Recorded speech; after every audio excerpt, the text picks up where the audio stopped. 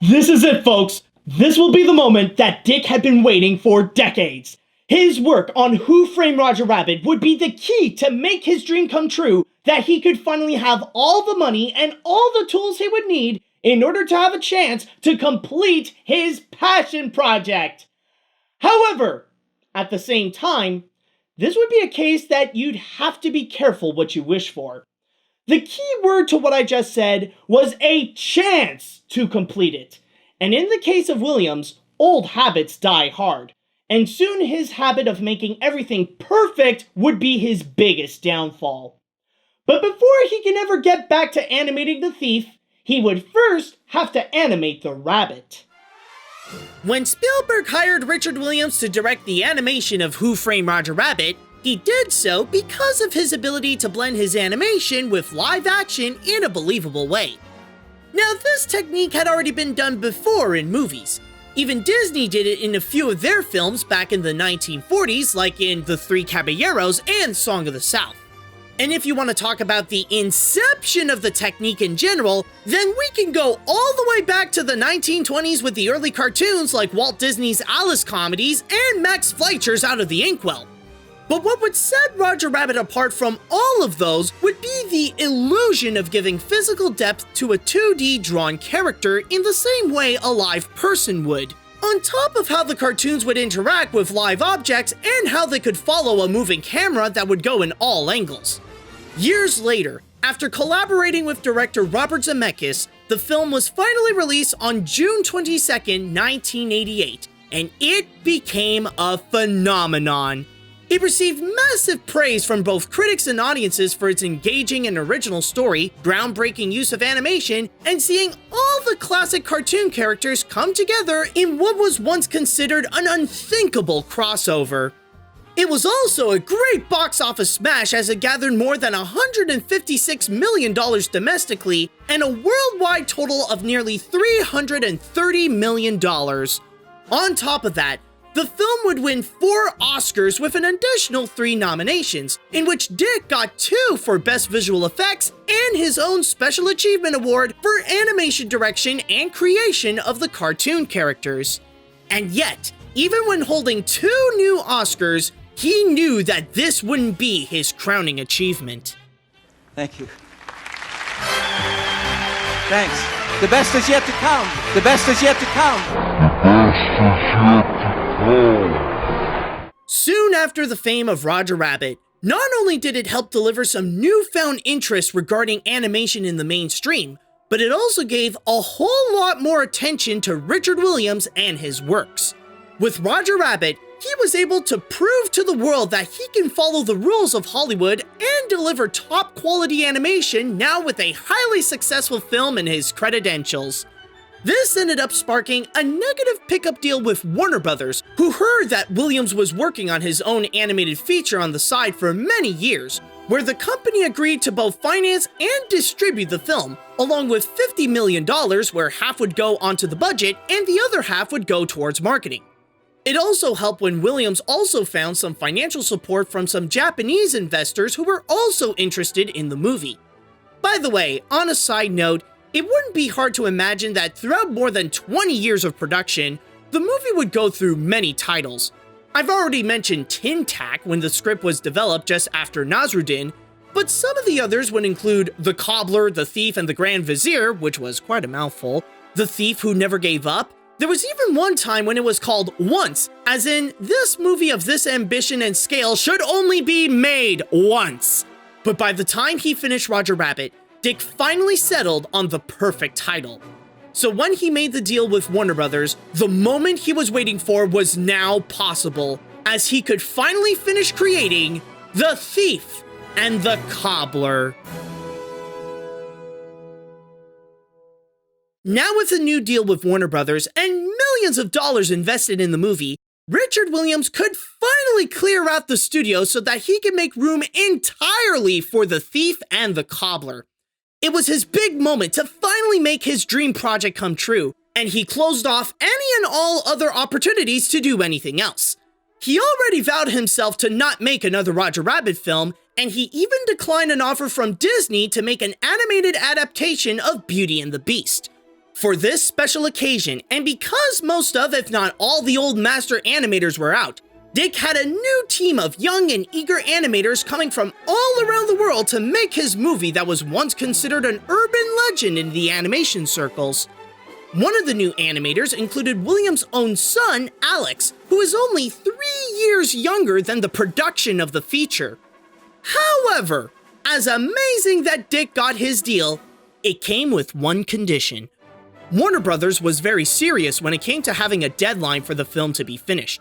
So much so that they also made a deal with the Completion Bond Company to make sure that everything would go as planned, and if Williams failed to meet the deadline, then the company would take over the production. Understanding that the pressure is now on for Dick, he cranked up the demand for his workers up to 11. It was already enough that he was one of the most demanding filmmakers by only asking for perfection with his beyond complex animation, which would lead to many animators to be in and out of the studio quickly, but the artist had to work on average 60 hours a week. So, in the case of The Thief, the workers weren't just taking on the job. They had to commit their life to it as much as Dick was. But while the pressure of the deadline would loom over them, the studio didn't have anything else to be worried about.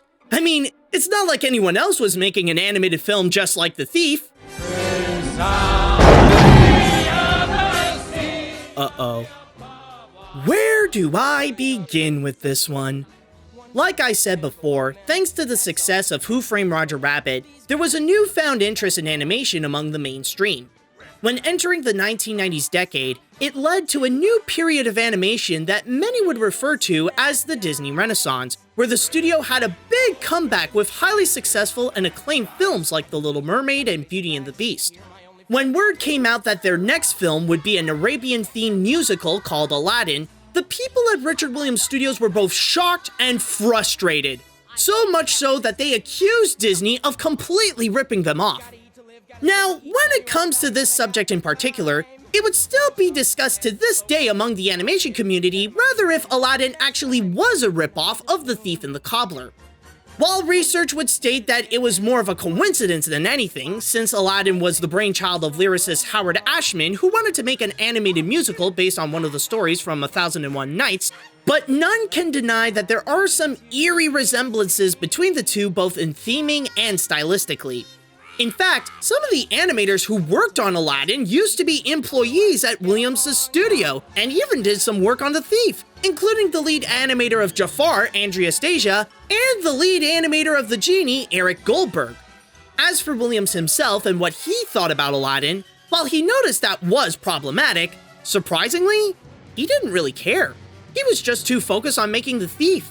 But I'll tell you who did care about Aladdin: Warner Brothers and the Completion Bond Company. For them, it became a lot more of an emergency for Dick to finish the movie as soon as possible so that the Disney film wouldn't interfere with the Thief's theatrical performance. It was at that point that the Bond Company would ask TV producer Fred Calvert to frequently go to the studio and inspect how the production was going. The reports that Calvert brought back were not good. He stated that even if the studio had all the money they should need, even when the animators had to work insane hours, even if they had a script, the whole production was terribly organized. The crew was always behind schedule, and somehow they managed to go over budget.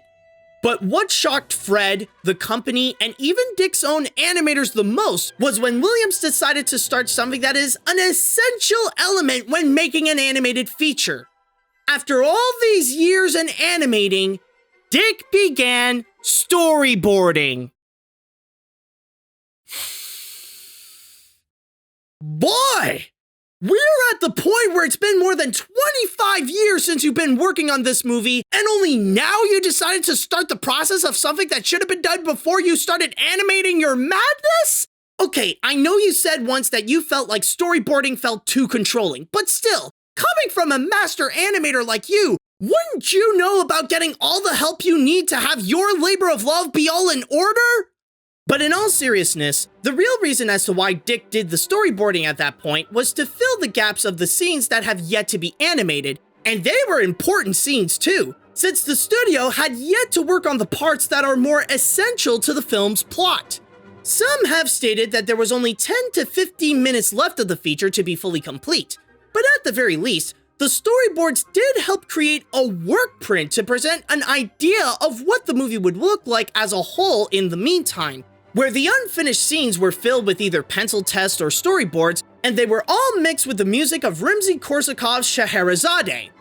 However, when further inspecting all the production's problems like going over budget, never being on schedule, the complete mismanagement, and even the long-term problems like how the production was going on for decades, they all recognized that there could only be one source to all these problems, and if The Thief of the Cobbler would ever be finished, then it was time to finally get rid of the issue. May 15th, 1992. A time that would be known as the darkest day of Richard Williams' career. The interest for The Thief and the Cobbler were crumbled as producers, investors, and even Warner Brothers lost interest for the project and decided to bail out. This would leave the Completion Bond Company to take full control of the feature, and their first order with their newly claimed picture was to get rid of its creator, Richard Williams. What would come next would technically be Dick's dream coming true of having his passion project finally complete and appear on the big screen. But without him in charge, that dream would quickly turn into an Arabian nightmare. Bim bum bully bully bibbly bye. Where what happens when you miss a deadline? Bim bum bully bully bibbly bye. Where what happens when you miss a deadline? Nearly 30 years you're doing this, and yet we wonder how. If you've never even finished it then, what makes you think you'll finish it now? Bim bum bully bully bibbly bye. Where what happens when you miss a deadline? Bim bum bully bully bibbly bye. Where what happens when you miss a deadline? Your animation is masterclass and is different from all the rest. But in order to finish the other scenes, let him do them and hope for the best. He doesn't have a lot to say for himself. When the leads are mute and just too silent, we know what can do the trick. You're cramming a whole bunch of monologue. From Jonathan Winter, the Matthew Broderick. Legend has it that each shooting star is made of a light riding across the heavens.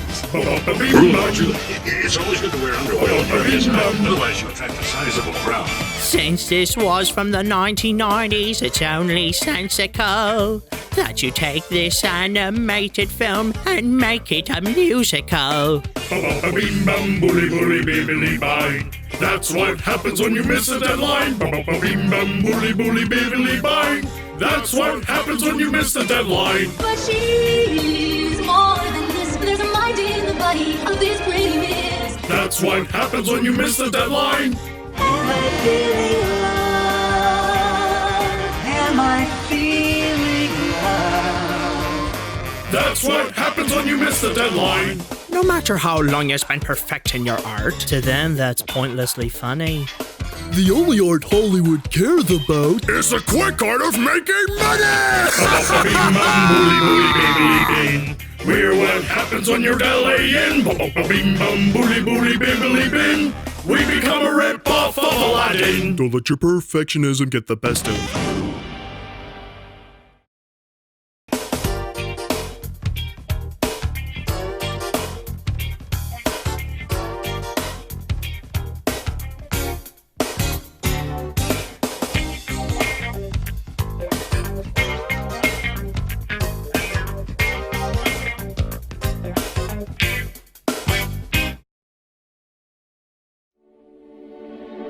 From the Academy Award-winning animator of Who Framed Roger Rabbit comes an extraordinary new adventure.